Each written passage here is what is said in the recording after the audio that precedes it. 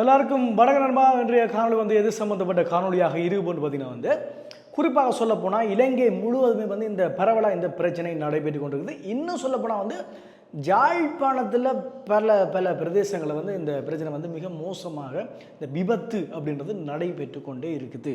எல்லோரும் கேள்விப்பட்டிருப்பீங்க. அதாவது போன வருஷம், அதாவது 2024 25ஆம் தேதி கிறிஸ்மஸ் தினத்தன்று ஒரு குடும்பம் போய் கொண்டிருந்திருக்குது.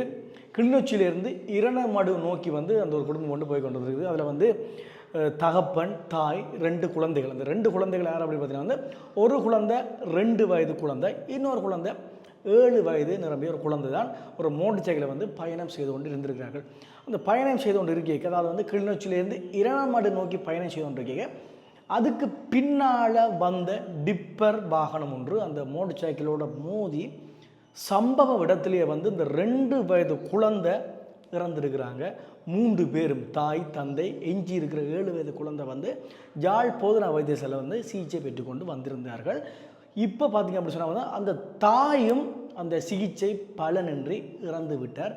மேலும் சிகிச்சை நடைபெற்று கொண்டிருக்குது. யாருக்கு அப்படின்னு பார்த்தீங்கன்னா எஞ்சி இருக்கிற தகப்பனுக்கும் 7 வயது குழந்தைக்கும் இந்த சிகிச்சை நடைபெற்று கொண்டிருக்குது.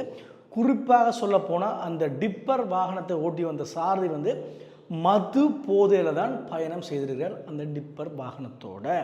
இதை பார்த்த மக்கள் அந்த எவ்வளோ பேர் அந்த சாரதியை பிடிச்சி போலீசாரிடம் ஒப்படைச்சிருக்கிறார்கள். இதை நியூஸாக சொல்லிக்கலாம் ஒரு சின்ன விஷயமாக இருக்குது. உண்மையை பற்றி பாருங்கள், அந்த குடும்பம் என்ன பாவம் செய்தது. அதாவது ஒரு கூட்டுக்குள்ளே இருந்த ஒரு அழகான ஒரு குடும்பத்தை இந்த மது போதைகள், இந்த கவனம் இல்லாமல் வாகனம் ஓட்டுறதால் அந்த குடும்பமே சிதைஞ்சு போய் இருக்குது. இப்போ உயிரோடு இருக்கிறது யார் அப்படி பாருங்கள், ஒரு தகப்பனும் பிள்ளையும் 7 வயது குழந்தையும் தான் இப்போ சிகிச்சை பெற்றுக்கொண்டு இருக்கிறார்கள். இப்போ வரைக்கும் தாயும் 2 வயது குழந்தையும் இறந்து விட்டார்கள். அந்த 4 பேரில் 4 குருவிகளை இருந்த இடத்துல இப்போ 2 குருவி இல்லை. இதை கேட்கும்போது எவ்வளோ கவலையாக இருக்குது பாருங்கள். ஆனால் இதான் கூடுதலாக நடைபெற்று கொண்டு இருக்குது. இதே மாதிரி ஒரு சம்பவம் இன்னும் ஒன்று வித்தியாசமாக நடைபெற்றிருக்குது. எங்கே அப்படின்னு பார்த்தீங்கன்னா கிளிநொச்சி புளியம்போக்கன் என்ற பாலத்தடி கீழே 2 சடலங்கள் மீட்கப்பட்டிருக்குது. என்ன நடந்திருக்கு அப்படின்னு பார்த்தீங்கன்னா கடந்த வருடம் 31ஆம் தேதி அப்படி இருக்குன்னு நினைக்கிறேன் 2 இளைஞர்கள், அதாவது திருவோணமலையை சேர்ந்த ஒரு இளைஞருக்கு வயது 21 வயது, இன்னும் ஒரு இளைஞருக்கு வயது 23 வயது. ஒருத்தர் தன்னுடைய 21ஆவது பிறந்தநாளை இன்னும் ஒரு 2 நாளைக்கு முதல் தான் கொண்டாடுறதுக்கு ரெடியாக இருந்திருக்கணும் அப்படின்னு நினைக்கிறேன். அதை கூட அவங்களுடைய தமக்கை இன்னுமே காண இல்லையே, போனவர் இன்னும் காண இல்லையே, பிறந்த நாளுக்காக வெறுவார் அப்படின்று ஃபோன் பண்ணிடுறாங்க, எடுக்கவே இல்லை என்றும். தாய் கடந்த 31ஆம் தேதி கூட தனக்கு சொல்லியிருந்தாராம், அம்மா நான் வந்து கொண்டிருக்கிறேன் அப்படின்னு சொல்லி 3 நாட்களாக அந்த இளைஞனை காணவில்லை அப்படின்னு சொல்லி போட்டு தான் தேடினாங்கள். தேடைக்கு வீட்டாக்களும் சொல்லியிருக்காங்க சீரியஸாக இருக்குது அப்படின்னு சொல்லி பயப்படக்கூடாதுன்றதுக்காக சீரியஸாக இருக்குன்னு சொல்லியிருக்காங்க. ஆனால் ஏற்கனவே அந்த 2 இளைஞர்கள் வீதி விபத்தில் இளைஞர்களால் அந்த பாலத்தோட மோதி. இந்த பாலம் எங்கே இருக்குது அப்படின்னு பார்த்தீங்கன்னா கிளிநொச்சி பரந்தன் முல்லைத்தீவு பிரதான வீதியில் தான் இந்த பாலம் புனர் நிர்மாணம் செய்யப்படாத நிலைமையில் இருக்குது. அங்கே இருக்கிற மக்களை கேட்க போது அவங்க என்ன சொல்கிறாங்க அப்படின்னு பார்த்தீங்கன்னா 3-4 வருடங்களாக இந்த பாலம் அப்படியே தான் இருக்குது. ஏற்கனவே கொஞ்சம் விபத்துகளும் இது சம்மந்தமாக நடைபெற்று இருக்குது அப்படின்னு சொல்லப்படுது.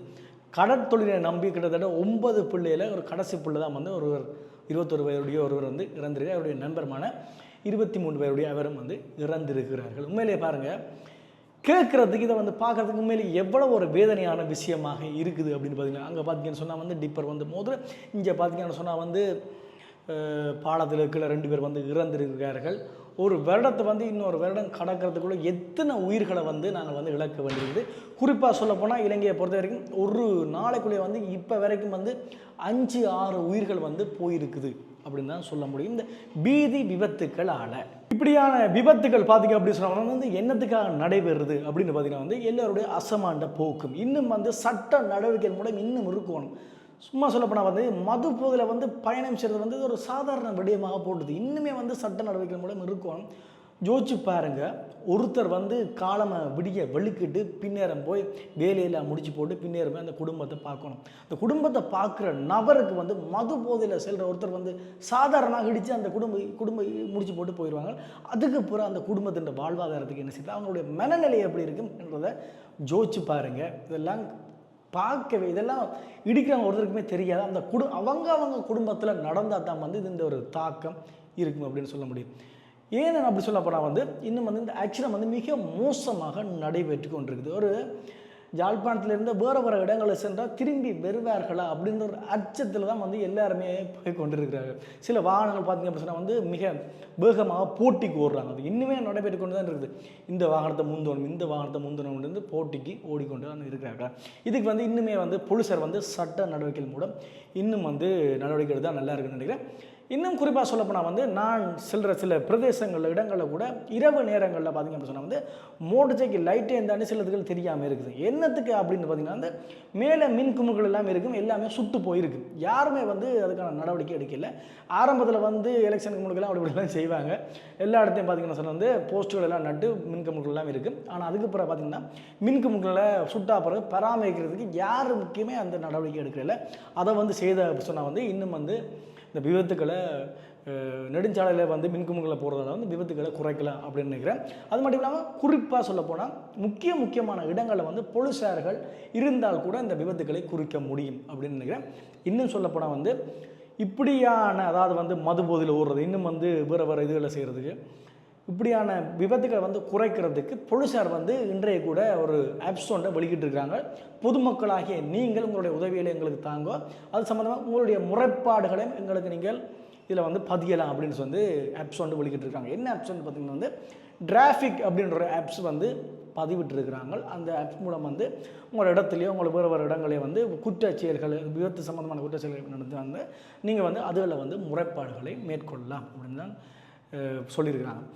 ஓகே நண்பா, எல்லோரும் வந்து பாதுகாப்பாக இருக்கிறதே ஒரே ஒரு வாழ்க்கை. எல்லோரும் வந்து சந்தோஷமாக இருக்கணும். தேவையில்லாத ஓட்டங்கள், தேவையில்லாத பேகங்கள் எல்லாம் நிப்பாட்டி போட்டு எங்களுக்கான ஒரு குடும்பம் இருக்குது, எங்களை நம்பி ஒரு வேறு குடும்பங்கள் இருக்குது அப்படின்றது வந்து மனசில் வச்சுக்கொண்டு எல்லாருமே பயணம் செய்யுங்க.